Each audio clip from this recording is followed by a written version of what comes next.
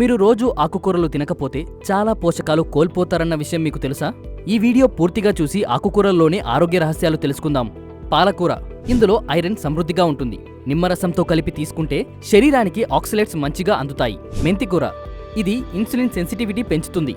ఇందులో 4 hydroxy isoleucine రసాయనం diabetes ఉన్నవారికి ఎంతో ప్రయోజనకరంగా ఉంటుంది. తోటకూర, ఇందులో కాల్షియం, ప్రోటీన్ అధికంగా ఉంటుంది. ఎముకల ఆరోగ్యానికి అద్భుతంగా పనిచేస్తుంది. పుదీనా, ఇది జీర్ణక్రియను మెరుగుపరుస్తుంది. శ్వాసకోశ ఆరోగ్యానికి సహాయపడుతుంది.